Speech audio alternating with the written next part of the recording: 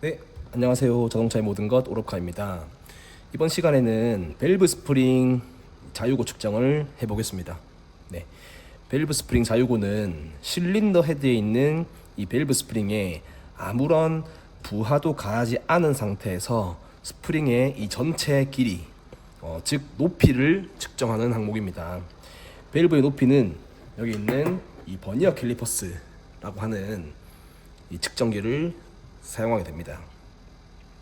네, 그리고 실기 시험에서는 이 실린더 헤드에 있는 밸브 스프링을 탈거해서 시험을 치를 수도 있기 때문에 밸브 스프링 탈거 조립하는 방법도 알고 계시면 좋겠습니다.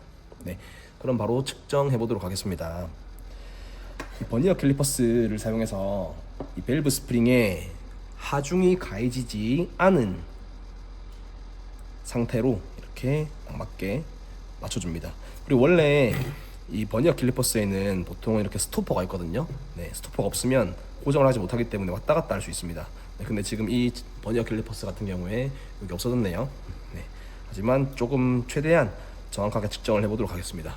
네, 이렇게 해서 꾹 누르시면 안 된다는 거죠. 그러면 하중이 가해지는 거니까요. 네, 하중이 가해지지 않은 상태에서 이렇게 딱 맞게 측정을 한 다음에 이 값을 읽어주시면 되겠습니다. 네, 지금 이 측정 값은 49.05mm가 되겠습니다. 49.05mm. 네, 이러면 측정이 완료되었습니다. 그럼 기록표 작성 방법으로 가보겠습니다. 밸브 스프링 자유고 측정 기록표 작성 바로 해보겠습니다. 네, 기록표는 이렇게 생겼고요. 이렇게 한 장을 받게 됩니다. 저는 불량일 때랑 양호일 때랑 두 가지를 알려드리려고 두 가지를 뽑았습니다. 네, 자 그러면 밸브 스프링 자유고를 조금 전에 측정을 했는데요. 측정한 데 주변에 보시면 이렇게 A4 용지에다가 밸브 스프링 자유고 규정값 C라고 감독관님께서 이 숫자를 적어 놓으셨을 겁니다. 저는 조금 간소한다고 노트에 적었는데요. 이렇게 A4 용지라고, 이게 A4 용지라고 생각하시면 되겠습니다. 네. 자 그런데 헷갈리는 부분이 있을 수 있습니다. 뭐냐면은 밸브 스프링의 허용 범위를 알고 계셔야 된다는 겁니다. 헷갈리는 거는 밸브 스프링의 규정값을 외워야 한다라고 알고 계신 분도 있을 수 있습니다. 자 그런데 알고 있어야 되는 거는 규정값은 감독관님이 이렇게 적어주는 거죠. 네. 그런데 알고 있어야 되는 거는 허용 범위라는 겁니다. 우리가 어디부터 어디까지가 양호인지, 그것을 벗어나면 불량인지에 대해서 알고 있어야 되거든요. 허용 범위를 알고 있어야 되는 것은 총 3가지가 있습니다. 첫 번째로 지금 하시는 것처럼 자유고가 있고요. 두 번째로 장력이 있습니다. 세 번째로 직각도가 있습니다. 네, 밸브 스프링에 대한 모든 것이에요. 밸브 스프링의 자유고, 밸브 스프링 장력, 밸브 스프링의 직각도인 거죠. 네, 밸브 스프링 이렇게 있으면 조금 전에 측정을 했던 자유고죠. 네, 이것에 대한 높이. 그리고 장력은 몇 가지 내렸는데 몇 킬로그램의 힘이 나오는지에 대한 장력. 그 다음에 직각도는 이것이 직각인지에 대해서 보는 거죠. 자유고는 정비 한계의 3% 이하까지 정상입니다.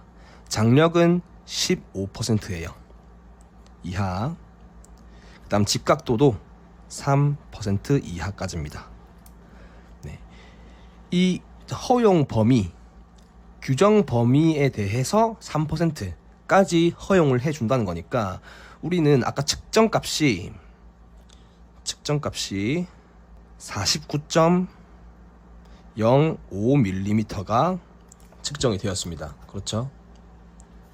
자 그러면 우리가 이게 정상인지, 다시 할게요. 양호인지 불량인지를 판단하려면 감독관님이 주셨던 규정값에서 이것을 계산을 해야 된다는 거죠. 규정값이 50mm니까요. 곱하기 0.03을 한 것을, 그러면 0.15mm겠죠.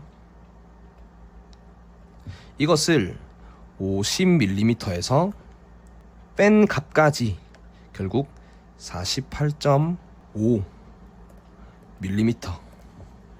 까지가 허용 범위란 거죠. 다시 할게요. 48.5mm에서 50mm까지가 양호인 숫자다 라는 것을 알고 계시고 측정값을 이 사이에 대입을 해야 된다는 거죠. 이해하시겠습니까? 근데 이거는 첫 번째 방법이었고요. 두 번째는 감독관님이 주신 50mm에서 0.03이 아닌 0.97을 곱해도 48.5mm가 나온다는 뜻입니다. 맞나요? 그러니까 우리는 3% 이하라는 것을 알고 계시면 0.03을 곱한 것에 값을 감독관님이 주신 규정값에서 빼면 되고요. 이것이 헷갈린다면 0.97을 곱한 값까지가 양호다 라는 것을 알고 계시면 되겠습니다. 자, 그러면 기록표 작성을 바로 해보겠습니다. 규정값을 감독관님이 주신 50mm 있죠. 50mm를 있는 그대로 작성을 합니다. 50mm. 여기에 단위 없으면 0점이 됩니다. 아시겠죠? 네. 단위 잘 작성하시고요. 그 다음에 측정값, 우리가 측정했던 49.5mm 작성해 주십니다. 여기에도 당연히 단위가 잘 작성이 되어 있어야 됩니다. 자, 그러면 우리는 허용 범위가 48.5mm에서 50mm까지인 걸 알고 있으니까 이것은 당연히 양호에 속하겠죠. 네. 그렇다면 정비 및 조치할 사항 칸에다가는 그냥 없음보다는 뭐가 없는지 구체적으로 작성을 해 주셔야 됩니다. 그러면 정비 및 조치할 사항 없음이라고 구체적으로 작성을 해 주시는 게 가장 정답에 가깝습니다. 만약에 그냥 없음만 적으면 뭐가 없는지를 이 기록표만 가지고는 설명을 할 수가 없지 않습니까? 네, 그래서 정비 및 조치할 사항 없음이라고 깔끔하게 작성을 해 주셔야 됩니다. 자, 그러면 양호일 때를 봤으니까 우리는 불량일 때도 한번 봐야겠죠. 네. 그러면 규정값은 감독관님이 주신 대로 있는 그대로 컨트롤 CV 해서 50mm라고 작성을 합니다. 자, 그러면 측정값이 만약에 47.5mm라고 해보겠습니다. 자, 근데 측정값이 47.5mm가 나왔으니까 허용 범위를 벗어났죠. 그렇다면 불량에 체크해 주십니다. 이때의 정비 및 조치할 사항을 작성을 할 때에는 밸브 스프링 교환까지 작성을 하지 마시고 후 재점검을 작성을 해 주십니다. 네. 밸브 스프링이 안 좋을 때는 밸브 스프링을 교체를 하는 게 맞아요. 하지만 이곳에다가 적을 때는 밸브 스프링 교환 후 재점검, 이 후 재점검을 기록부 작성을 할 때 끝에 늘 꼭 작성을 해야 된다는 거 잊지 않으시길 바라겠습니다. 우리가 어떤 것을 교환을 해도 이게 정상인지 불량인지 테스트를 한번 해봐야 되는 게 맞거든요.